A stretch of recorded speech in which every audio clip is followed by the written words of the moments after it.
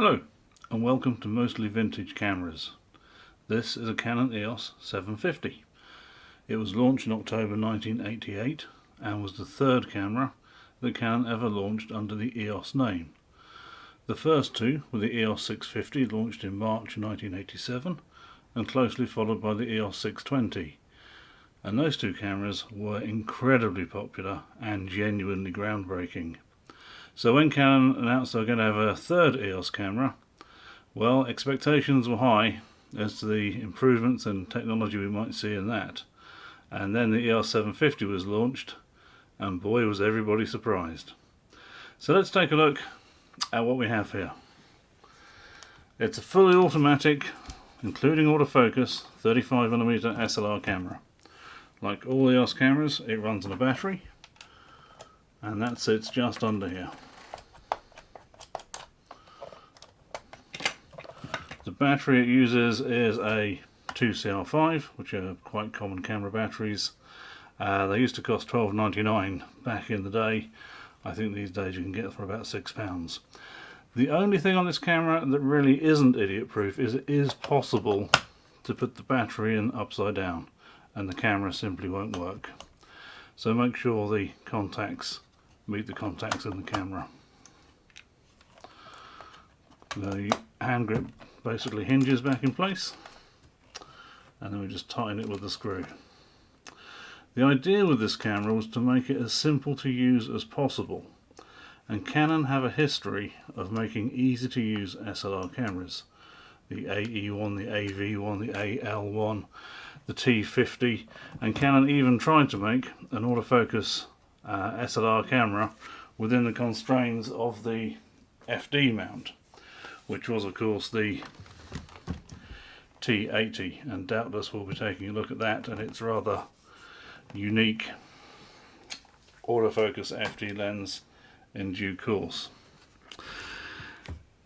But why would Canon do that? Canon's customer base was enthusiast photographers, even professional photographers. But Canon have always made these easy to use cameras because there are people who need the quality of an SLR camera, the flexibility of an interchangeable lens, but actually they're not photographers, they have no interest. You can imagine a estate agent requiring a camera that any of their staff could use, that they can fit a wide angle lens to for those compact and bijou properties. Or imagine you're working for an oil company or an aid agency and you're asked to travel to a remote part of the world and report back on a situation or a survey. You really want to get the best quality pictures because you're not going to go there a second time. And that's where the 750 comes in. In many ways it's the easiest of the easy to use Canon SLR cameras, because now we do have a reliable autofocus system, and unlike on the earlier cameras, this is a one-shot autofocus system. So you press the button, it locks the focus, and it won't refocus until you take your finger off and press it again.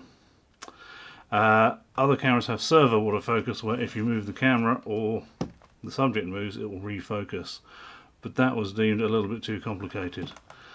The control dial couldn't be easier. L is essentially lock or off. Program is the main exposure mode. There's another setting which is a dead man switch, which is the battery test, and that snaps back into program. Then we have depth, or DEP, which we'll come to later, and the ubiquitous self-timer. Unlike other earlier EOS cameras, there's no LCD display, just a simple frame counter. On the other side of the camera we have a flash button or switch, and this is the first SLR camera Canon made with a built-in flash unit.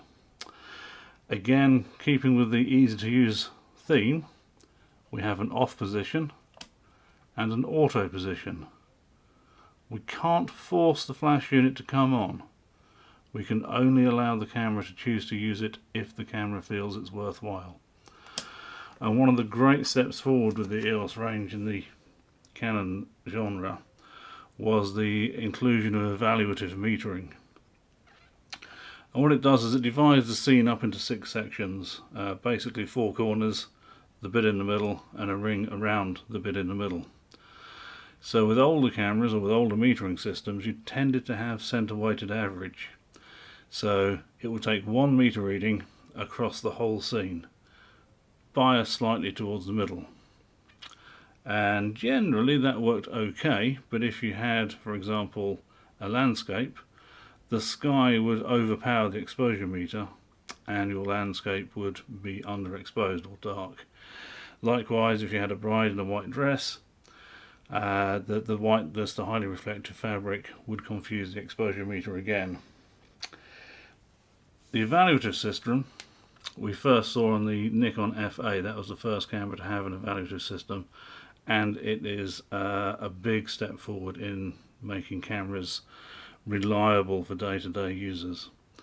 And that goes as far as the automatic flash mode on this EOS 750, because not only will the flash turn on if it's dark, the flash will also turn on in daylight and especially bright sunlight if it feels fill-in flash is a good idea. So if the edges are an average brightness, the middle's dark, and the bit around the middle's a little bit darker still, the camera compares those exposure readings with a memory of other photographs and other exposure readings and decides this is probably the mother of the groom wearing a wide-brimmed hat and her face is probably in shadow. So we're going to fire the flash unit as a fill-in flash. So we actually get automatic fill-in flash with TTL metering without any expertise on the part of the photographer, which is absolutely brilliant. Film loading, as you would expect, is very, very simple. Simple film cache on the back. Trying to do this through a viewfinder, so I fluffed that a little bit.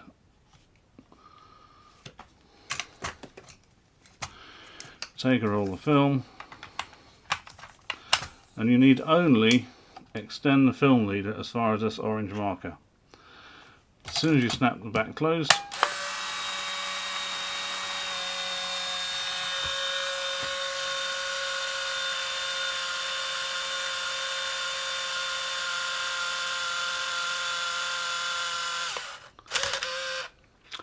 now that took longer to load than most cameras do, and that's because this camera does something quite clever.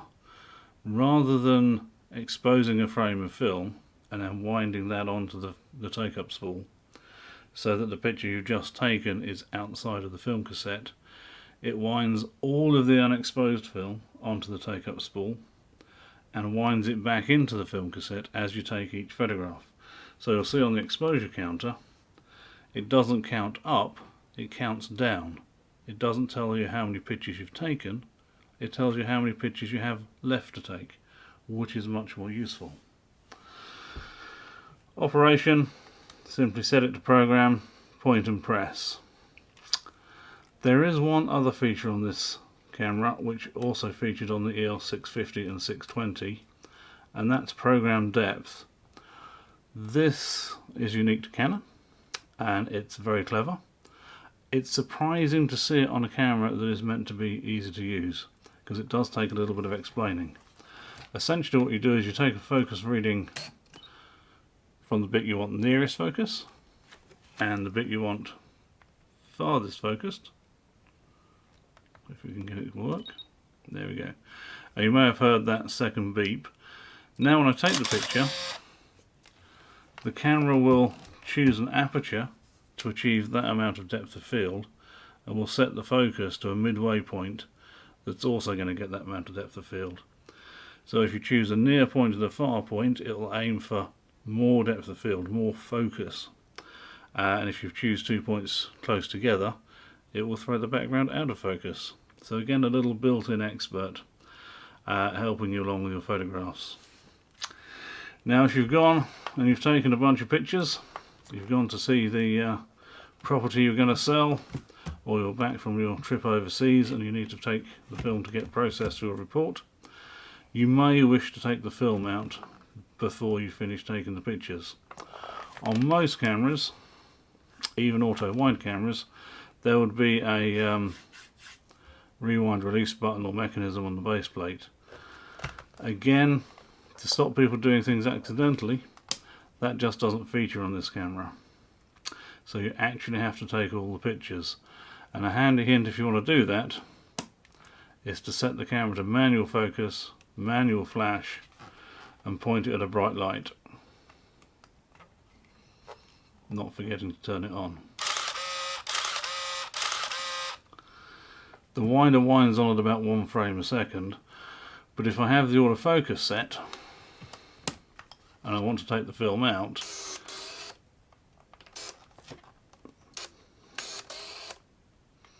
you see the problem? It won't take any pictures because it can't achieve focus.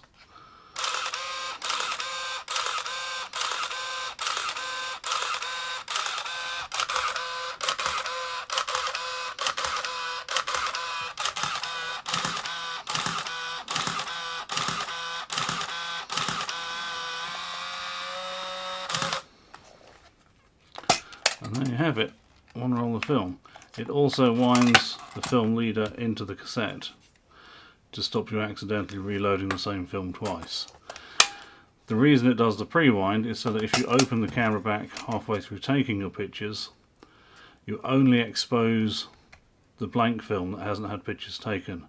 Your photographs are safely in the film cassette on the other side. And while we have the film back open, it's worth noting, with this being a modern camera with polycarbonate cast parts, the actual back of the camera has quite a deep recess, and there's a lip on the film door. So light proofing on this camera is excellent. It doesn't rely so much on foam rubber seals which can perish. The only exception to that being the foam rubber seal on the film window. So if you have an EOS 750, you might want to consider blanking that off, but other than that you shouldn't have any problems. Should you have an EOS 750? Difficult question. If you want to take film photographs easily and see what the look of film is, it's a great choice. If you have some legacy EF Canon lenses and you want an easy, cheap body to try them out on, a 750 is great. If you're a photo enthusiast and you love controlling the aperture and the exposure and you want to learn about photography, there may be better options. Anyway, that's been the Canon EOS 750, Canon's difficult third album. I hope you've enjoyed this video. Thank you for watching, and I bid you all a good day.